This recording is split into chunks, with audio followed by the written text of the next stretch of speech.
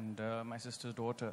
And I see such a marked influence of music and lifestyle in terms of movies she watches and, you know, the games she wants to play and things like that. So there is definitely that. There is definitely that. And I think it's great. You know, every generation has their own sense of foundation in terms of movies, theaters, actors, art that they liked and things like that. So there is definitely that. And I think more and more people are adopting an individual lifestyle. So they're not necessarily going with what their parents heard or wore. Yes, advice for sure, but I think a lot of them making their own decisions about their lifestyle. Great. Chetan, this is also something I think you can talk about. Just the surge in individuals making choices about all these various aspects. It's not just about a career, although I would argue that a career is also a lifestyle choice, and this is something that you have also made. And then sort of, if you could segue into a little bit about your background and where you think style and lifestyle sort of fits into who you have become. Well, the word lifestyle also has style in it. So I guess it's the way you live. I'm actually feeling very intimidated right now. I'm actually an engineer. We are supposed to be nerds and geeks. And style is not something we're associated with. I'm sitting here with 16 top designers and a good-looking Parsi and well-dressed Parsi. I mean, it's obvious. Who has a movie running in the theaters right now. And it's quite, but you know, I accidentally, I did something as a hobby and it became my profession.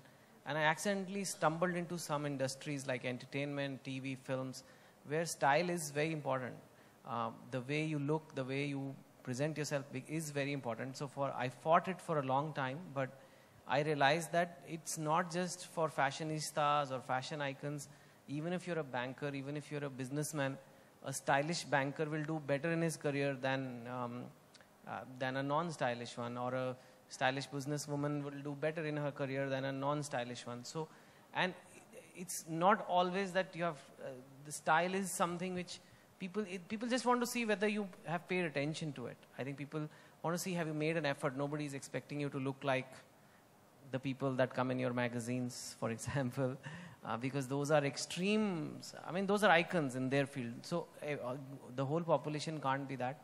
But I think just a little bit of an effort which even an accountant can make, just a few minutes in front of the mirror, and it will have benefits in the way you feel, your self-confidence in your career. And I think that's what has made me be a part of something like this, to just explore that, to get out of my comfort zone where it's always about thought and writing and ideas, but to actually get into this space, to learn a lot from these guys, to see how they think and how they approach the world, because it's not just for the models, it is for everybody. That's what I like to believe, at least. So, you know. I'm going to come back to you right at the end. The way we dress up, and you know, it was mainly about finding our own voice in terms of what kind of music we want to do. And that took around like a year or 2 years when we were just experimenting with the kind of stuff that we wanted to do. But we soon realized that, you know, when we pushed forward with that, our music style also started happening. Our dressing sense really didn't improve, but we found our voice in our music, and we saw a lot of support. So I think that is something that drove us forward, and we didn't like to be, you know, just listening to the music that was happening, which was just Bhangra or classic rock or Bollywood, which is great. I mean, these are all styles of music that we like and contribute towards, but we wanted to find our own voice, and I think we did. It took a little while, but yeah, we found that, and we found a lot of support from all our friends and our city of Delhi.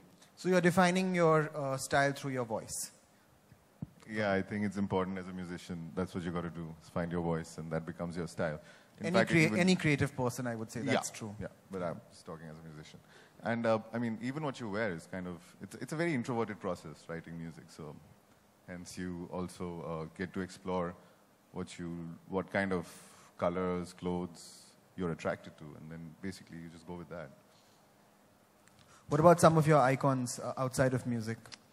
Outside of music? People who inspire you. I think recently, or in the last couple of years, I've been really inspired by this graffiti artist called Banksy. So I think his style is really, really cool. And Tapan? I'm a big fan of Dali, the painter, and I'm hoping to see some art like that come out of India, and that person has been very inspirational for me. Great. Is there anything like too much excess? I mean, I've styled Bollywood movies. Excess is my middle name. I think it's great that, people can go to some place with excessiveness. It's like a fantasy. I think life is too boring if you're not, over the top. Over the top doesn't mean just the clothes and accessories, but it's your attitude, which I believe in. That's it. Fantastic. Another man who knows a little bit about excess, Gaurav. There. You are a little bit, in a good way. Thank you again. So I want to ask you a lifestyle question. What's your ideal holiday? I like, I'm very explorative. I like I'm open to all kind of experiences. So I would love to go bungee jumping or like skydiving. Ideal holiday would be something where I'm doing something new and exciting. I'm seeing a new place. Having said that, I feel I want to achieve that level in my life where holiday is not about externals around me, and I'm able to internally go on a holiday wherever I am. So it's more like finding a journey in your life. Okay, perfect. Who dress worse than the other, because then they would be taken like these mad professors who are inventing something great. But you can invent something great and also look in the mirror every morning. I mean, what's the big, how does it take you away so much? So I think that's what we have to do. I think that's the really... Substance goes wrong. It happens with Indian cricketers. A stylish Indian cricketer, if he doesn't perform well on field, he gets criticism for the style that is performing, the style that is portraying. So what do you have to say about this? No, I think that is always going to be the case. Unless you are in the fashion industry, then you will be judged only on the fashion. But if you are outside, you have to keep your core work solid, right? I mean, style alone will not carry you through. It's style helps you package it, style helps you communicate, style helps you connect. But it can only amplify what you are. In fact, it can work very negatively also. If you have a very stylish cricket player who plays really badly suddenly, he's going to get more hate on social media than a guy who's perhaps not seen as that stylish and he just had a bad day.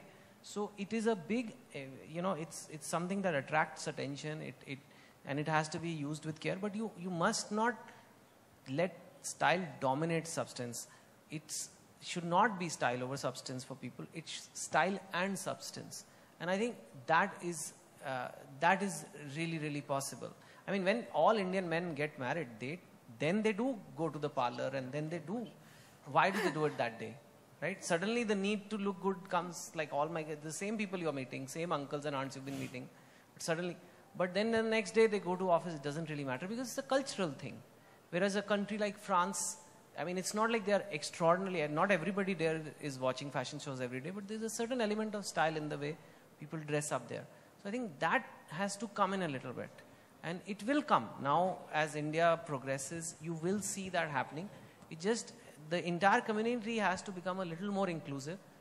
And I did the same with books actually, so I'm very confident it will happen. Because books was also seen as this elitist, niche kind of thing, and then now it's okay, you'll find people on local trains reading books.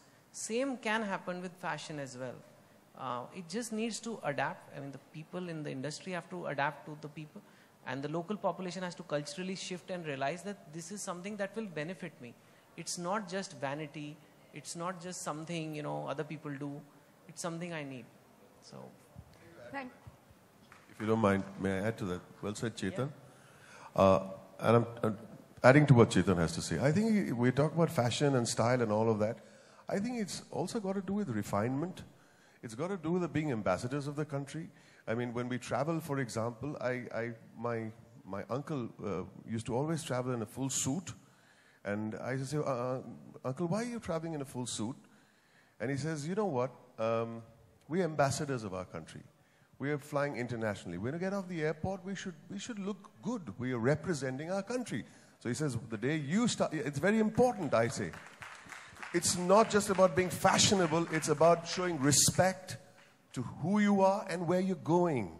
So if I'm in my home, I can lounge in my pajamas, but when I come here, I will be dressed according to the respect that this place expects me to show them. And adding to my uncle's little story, says, son, when you travel, make sure that wherever you go, you will wear at least a jacket. And I said, why would I do that? Of course, I didn't travel for 35 years of my life. My first passport came in when I was 35 years old. But that day, I did wear a suit and travel. I mean, I wore a jacket and traveled. And I said, why? He says, I'll tell you, there's another catch to it. If at all there is a chance on that flight that you need to be upgraded, they'll upgrade you. Well, of course, with God's grace, I don't need to be upgraded anymore, but I got there, didn't I? Thank you all so much. I would especially like to thank Shea Korean for conducting this wonderful panel discussion for us all. Ladies and gentlemen of the press, all our panelists will be